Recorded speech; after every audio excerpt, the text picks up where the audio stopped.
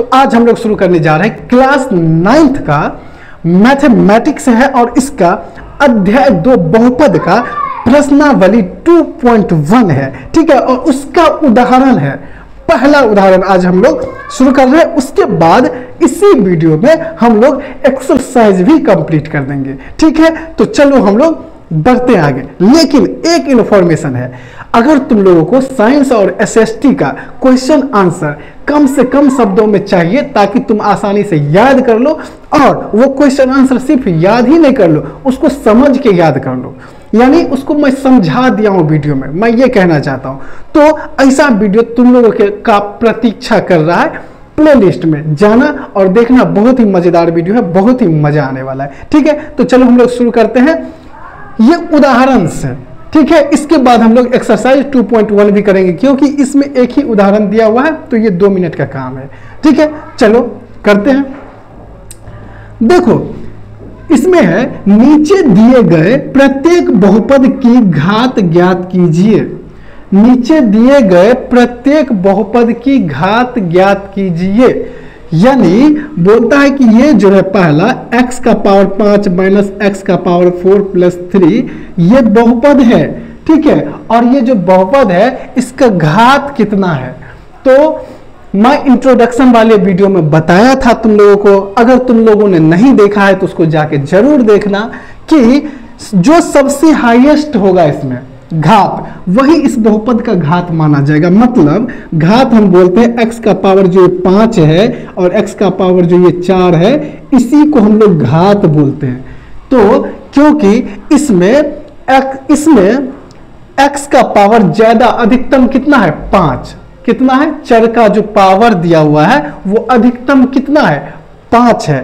तो इसका मतलब है इस बहुपद का घात कितना होगा 5। आ गई बात समझ में? ओके, तो लिखते हैं चर का अधिकतम घात 5 है, अतः बहुपद का घात 5 है। आ गई बात समझ में कि चर का अधिकतम घात 5 है, इसीलिए बहुपद का घात कितना माना जाएगा 5। बहुत आसान है। अब देखो, इसमें चर का यहां पे y का 2 माइनस y का पावर 2 माइनस y का पावर 3 प्लस 2y का पावर 8 है। तो इसमें देखो चर का अधिकतम घात कितना है। चर किसको बोलते हैं नहीं देखे पता है ना? चलो मैं अभी बता देता हूँ, और डिटेल्स में जानना है तो इंट्रोडक्शन वाला वीडियो जरूर देखना। देखो पग पग पर इंट्रोडक्शन वाले वीडियो का डिमांड हो रहा है। तो चर इसको बोलते हैं, ये जो y लिखा हुआ है ना, ये चर है। ठीक है, जितने भी अल्फाबेट वाला जो है ABCD से Z तक, अगर उसमें से कोई भी यहाँ पे लिखा है तो वो चर माना जाएगा। देखो यहाँ पे अधिकतम कितना है, चर का अधिकतम घात, यहाँ 2 है 3 है 5 है, अधिकतम 8 है। तो यहाँ पहले लिखते हैं चर का अधिकतम घात 8 है। ओके, अतः बहुपद का घात कितना है 8 है। आ गई बात समझ में? ओके, बहुत आसान है। अब तो तुम लोग इसको मुल्लुर मुल्लुर देख रहा होगा कि इसके साथ क्या होने वाला है। कुछ नहीं, ये भी आसान है, कोई डरने वाली बात नहीं। हाँ, थोड़ा सा मैं इसको ऊपर कर देता हूँ, शायद यहाँ नीचे में दिखे नहीं, तो थोड़ा सा मैं इसको ऊपर लिख देता हूँ। ठीक है, और कॉन्सेप्ट के साथ इसको समझते हैं। इसमें कितना पद है? अब बोलोगे कि पद क्या होता है, इंट्रोडक्शन वाला वीडियो देखना। ठीक है, आ रही बात समझ में? लेकिन तब तक काम चलाने के लिए मैं तुम लोगों को बता देता हूं, और वो ये है कि पद बोलते हैं इसको इसको इसको इसको, ये सारे के सारे पद हैं। इसमें 4 पद है, 1 2 3 4, टोटल 4 पद है। अब बोलोगे कि यहाँ तो 2 है, नहीं, एक साथ है ये, ठीक है। प्लस या माइनस बीच में रहेगा, उसके बाद जो संख्या लिखा रहेगा उसको हम पद में गिनती करेंगे। यहाँ पे 1 2 3 पद है, यहाँ पे 4 पद है, इसी तरह से यहाँ पे कितना पद है, 1 पद है। ये मत बोलना 2 है, लेकिन लिखा है 2, लेकिन एक ही पद है और वो है 2। एक पद है और वो क्या है, कौन सा पद है, एक ही पद है और वो क्या है, 2। तो यहां पे देखो, इसमें एक पद है, एक ही पद है 2, इसमें एक ही पद है और वो है 2। समझ में आ रहा है मैं क्या बोल रहा हूं, 1 है 2 है, ये क्या, यानी ये तो 2 लिखा है ना, ये एक ही पद है। और इसे हम किस तरह से लिख सकते हैं, तो इसे 2, एक ही पद है 2, इसे हम, चलो यहां लिखते हैं, ए से हम 2x का पावर 0 के रूप में लिख सकते हैं। ओके, लिख सकते, नीचे दिख रहा है, मैं एक बार देख लेता हूं। ओके, दिख रहा है, चलो इसे हम 2x का पावर 0 के रूप में लिख सकते हैं। अब बोलोगे कि क्यों, ऐसे कैसे, तो x का पावर 0 है, इसका मतलब होता है 1। क्या होता है, x का पावर 0 का मतलब होता है 1, और 2 गुना 1 कितना होगा, 2 होगा।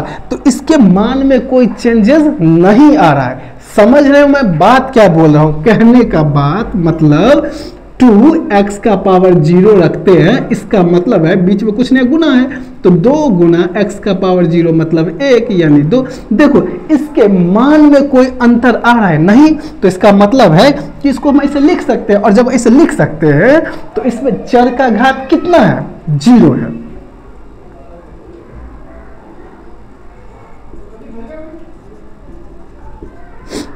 इस प्रकार इसमें चर का अधिकतम घात 0 है, अतः बहुपद का घात 0 है। ठीक है, लिखो यहां पे, अतः बहुपद का घात 0 है। आ गई बात समझ में, पक्का आ गया होगा। ठीक है, बहुत ही मजेदार था और थोड़ी देर का उदाहरण था। अब हम लोग चालू करेंगे एक्सरसाइज यानी प्रश्नावली 2.1। ठीक है, उदाहरण लो। देखो अब हम लोग शुरू करने जा रहे हैं प्रश्नावली 2.1। ठीक है, उदाहरण हम लोग अभी अभी किए हैं। अब देखो पहला क्वेश्चन क्या है, बहुत ही इंटरेस्टिंग है और समझ में आएगा, गारंटी है। निम्नलिखित व्यंजकों में कौन कौन एक चर में बहुपद है। क्वेश्चन देखो, क्वेश्चन बनाने से पहले हमको क्वेश्चन समझना पड़ेगा कि ये बोल क्या रहा है, नहीं तो सारे के सारे क्वेश्चन एक जैसे लगेंगे और कुछ भी पल्ले नहीं पड़ने वाला। तो क्वेश्चन में यही बोला है कि निम्नलिखित व्यंजकों में कौन कौन एक चर में बहुपद है और कौन कौन नहीं है, कारण के साथ अपने उत्तर दीजिए। अब फिर से यहां पे डिमांड कर रहा है इंट्रोडक्शन वाला क्लास। वो कैसे, तुम लोग के दिमाग में ये आ रहा होगा कि व्यंजक क्या है इसमें, एक बार इंट्रोडक्शन वाला क्लास देख ही लेना ना, देख लेना। ठीक है, सारा पंगा ही खत्म, फिर भी बता देता हूं। ठीक है, घबराने की कोई बात नहीं है। व्यंजक जो है ना, निम्नलिखित व्यंजक, जब ये बोल दिया कि निम्नलिखित, नीचे लिखित, नीचे लिखा हुआ व्यंजक यानी सबके सब व्यंजक हैं। ये चर और अचर का जो कॉम्बिनेशन जो बनाया गया है ना, ये सब के सब, ये व्यंजक है, ये भी व्यंजक है, व्यंजक है, व्यंजक है, व्यंजक है। तो ये सब के सब व्यंजक है। बोलता है ये जो नीचे जितना भी लिखा हुआ व्यंजक है, इसमें एक चर में बहुपद और कौन एक चर में बहुपद है और कौन एक चर में बहुपद नहीं है, वो कारण के साथ लिखना है। तो आगे बात समझ में, तो चलो शुरू करते हैं। देखो ध्यान से देखना, निम्नलिखित व्यंजक में कौन कौन एक चर में बहुपद है? क्या है? एक चर में बहुपद है। और कौन एक चर में बहुपद नहीं है? कारण के साथ लिखना है आंसर। ऐसे ही नहीं हम उठा के बोल सकते कि ये है ये नहीं है, कारण भी बताना पड़ेगा। पहला है 4x² माइनस 3x प्लस 7। सबसे पहले ये समझ लो कि ये एक चर, ये मामला क्या है एक चर? तो एक चर हम बोलते हैं कि अगर कोई व्यंजक लिखा हुआ है, ये क्या है, ये कितना कहाँ कितना व्यंजक है? 5 व्यंजक है।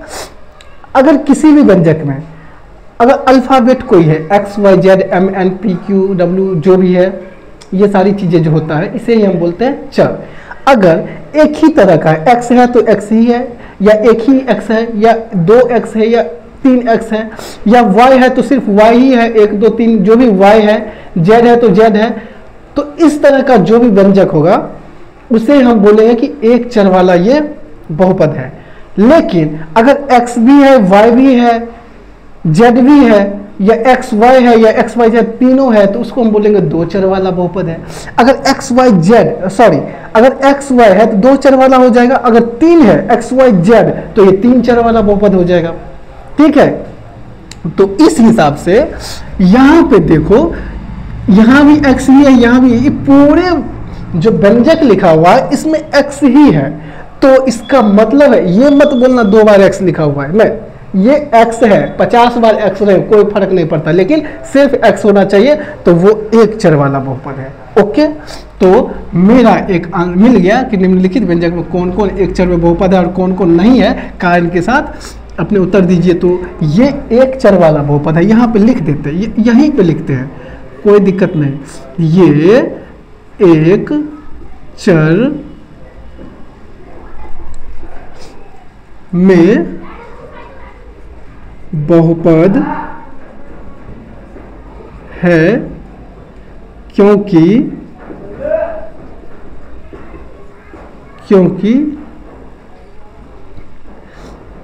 इसमें एक ही चर x है। आ गई बात समझ में? एक ही चर है और वो x है। चलो सेकंड में चलते हैं। ये एक चर वाला बहुपद है। देख, रूट में 2 है, अगर रूट में ये चर रूट में होता ना तो ये बहुपद ही नहीं होता। ठीक है, एक चर दो चर तुम मारो, हटाओ, साइड रखो, ये बहुपद ही नहीं होता। लेकिन ये बहुपद है, सबसे बड़ी बात है ये बहुपद है, लेकिन ये एक ही चर वाला बहुपद है क्योंकि इसमें y है, एक ही सिंगल y है। ठीक है, तो यहां लिख देते हैं ये एक चर वाला बहुपद है क्योंकि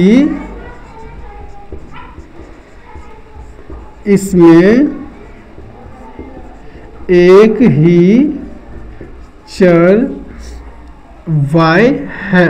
ठीक है, अब चर का बात कर रहा है तो लिख देते यही, नहीं तो बहुत सारी चीज़ें हैं। अब लिखने के लिए तो ये भी है क्योंकि इसका जो चर है रूट में नहीं है इसीलिए ये बहुपद है, क्योंकि इसका जो चर है, इसका जो घात है वो बट्टे में नहीं है इसीलिए ये बहुपद है, तो बहुपद का वो हो जाता है। लेकिन ये जो एक चर वाला बहुपद है वो क्यों है? क्योंकि इसमें एक ही चर है इसीलिए। ठीक है, आ गई बात समझ में? आ रहा है बात समझ में? कमेंट में तो थोड़ा सा लिखो, तुम लोग कुछ भी नहीं लिखते हो, खराब लगता है। देख, 3 रूट में t है प्लस t रूट में 2 है, ये बेचारा बहुपद ही नहीं है। तो एक चर दो चर का मारो गोली, बहुपद के जैसा दिखने का कोशिश कर रहा है, बहुपद है नहीं। क्योंकि अगर इंट्रोडक्शन वाला क्लास देखा होगा तो तुम लोग को पता चल जाएगा कि अगर रूट के अंदर कोई भी चर हो तो वो बहुपद नहीं कहलाएगा, भले ही बहुपद जैसा दिख रहा हो, बहुपद नहीं होगा। इसका मतलब है कि यहां पे सीधा हम लिख देंगे ये बहुपद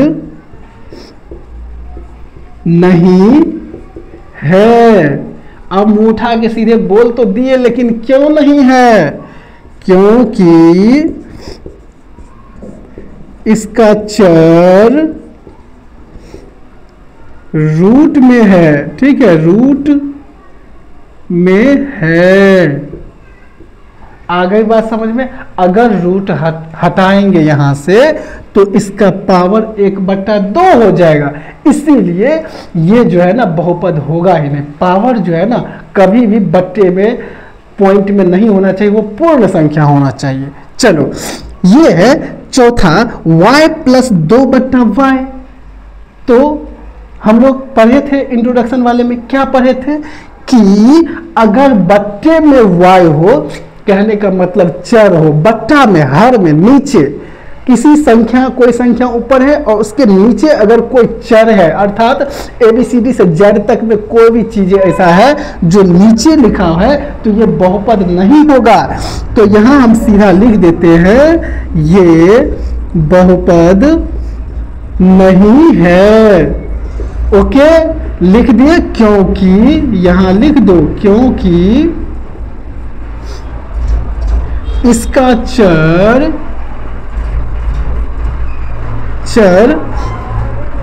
बट्टे में है, बट्टे में है, यानी हर में है लिखा हुआ। ओके, आगे बात समझ में। अब चलो महानुभाव पे चलते हैं, पांचवें पे। चलो, x का पावर 10, y का पावर 3 और t का पावर 50। ये बहुपद है, सब तरह से बहुपद दिख रहा है, लेकिन ये जो एक चर में बहुपद बोल रहा है वो नहीं है, क्योंकि इसमें x है, y है और z है। कितना चर है? 3 चर है। तो चलो ये बेचारा बहुपद है, ये क्या उतना ताम झाम पालेंगे, सीधा लिख देते हैं जो सवाल में पूछ रहा है। ये 3 चर में ये ऐसे लिखते हैं, क्वेश्चन के हिसाब से जवाब देंगे ना। ये एक चर में बहुपद नहीं है, ये 3 चर में बहुपद है, क्योंकि इसमें 3 चर x, y और z है। आ गई बात समझ में? ओके, तो तुम लोग इसे नोट करो और फिर हम लोग नेक्स्ट क्वेश्चन की तरफ बढ़ते हैं। तो अब हम लोग आ गए सेकंड क्वेश्चन की तरफ, और ये बहुत आसान है, बहुत आसान, 2 मिनट में बनाएंगे इसको। निम्नलिखित में से प्रत्येक में x² का गुणांक लिखिए। देखो x² का गुणांक बोला है, अगर x का गुणांक बोले, x² का x³ का गुणांक बोले तो क्या होगा ये समझो। वैसे इंट्रोडक्शन वाला क्लास में मैं बताया हूं, बता देता हूं। देखो x² का बोला ना गुणांक, x² ये है, ठीक है, इसमें x² ये है, इसमें x² ये है, इसमें x² है ही नहीं है। ओके, देखो गुणांक किसको बोलते हैं? ये जो चर जो लिखा होता है उसके पीछे जो संख्या होता है वही उसका गुणांक कहलाता है। यानी जो चर के पहले जो संख्या लिखा होगा, इसमें दिख नहीं रहा है, इसमें चर के पहले क्या है? ये x² के पहले ये जो चीज है ये इसका गुणांक कहलाएगा, इसके पहले जो है ये इसका गुणांक कहलाएगा।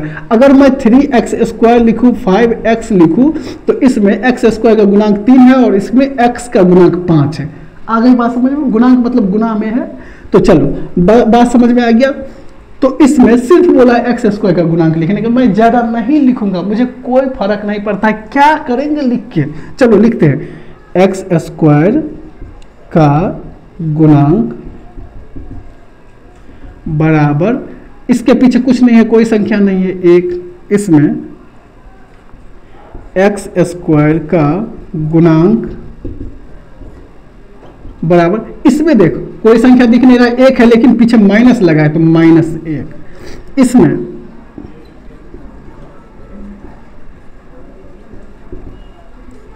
का गुणांक, इसमें x² के पीछे क्या है? π/2। एक चीज यहां पे ध्यान देना, इसमें x² कहीं दिख रहा है? नहीं दिख रहा है। तो कहीं ना कहीं x² तो दिख नहीं रहा है, तो कहीं ना कहीं इसके पीछे 0 होगा, 0 होगा। तभी शून्य गुना एक्स स्क्वायर तो शून्य हो जाता है, तो शून्य है तो कुछ दिख नहीं रहा है, तो इसीलिए इसमें एक्स स्क्वायर का गुणांक 0 हो सकता है। ठीक है, तो लिख देते हैं इसमें एक्स स्क्वायर का गुणांक 0 होगा। आ गई बात समझ में? ओके, हो गया, खत्म, टाटा बाय बाय, हो गया ना। चलो इसके बाद हम लोग तीसरा करेंगे, अभी जाना नहीं। देखो इसमें बोल रहा है तीसरे में 35 घात के द्विपद का और 100 घात के एक पदी का एक एक उदाहरण दीजिए।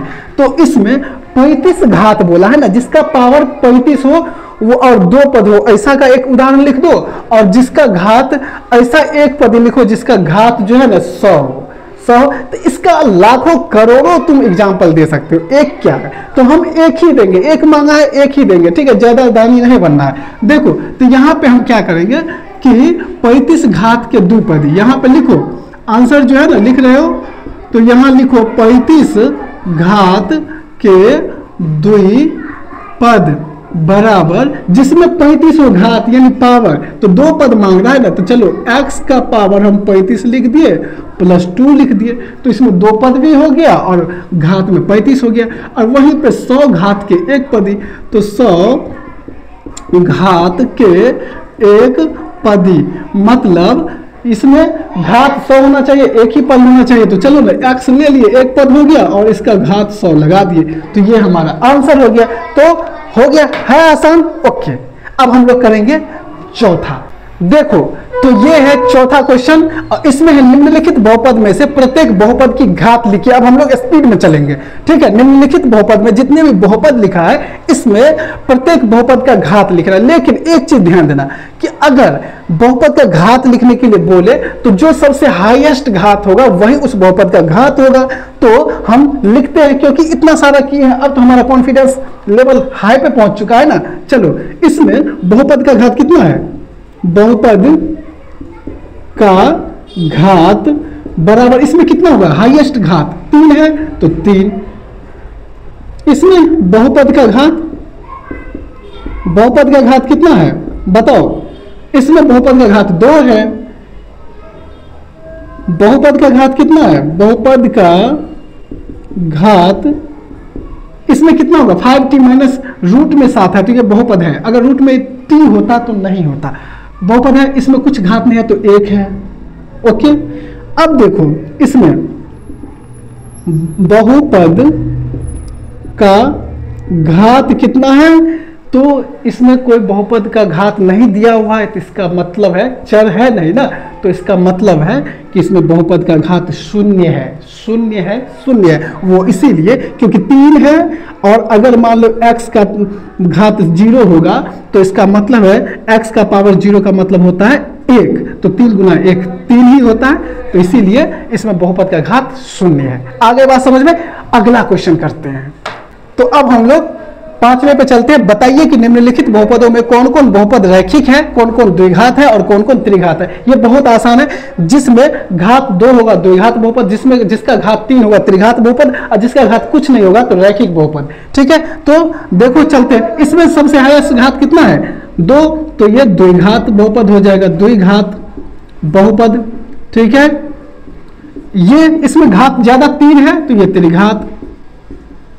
ठीक है, त्रिघाती, चलो द्विघाती इस तरह से लिखा है ना, द्विघाती, तो द्विघाती तुम भी लिख दो, क्यों पीछे रहोगे। त्रिघाती बहुपद ये है, इसमें 2 है तो द्विघाती बहुपद, द्विघाती बहुपद। और इसमें एक कुछ नहीं है तो x का पावर 1 होगा, तो इसमें रैखिक बहुपद, रैखिक बहुपद। ठीक है, और उसके बाद इसमें भी कुछ नहीं है तो 1 है, यानी रैखिक बहुपद हो जाएगा। ठीक है, क्या होगा रैखिक बहुपद। और उसके बाद इसमें घात 2 है तो इसका मतलब है ये द्विघाती हो जाएगा, द्विघाती बहुपद।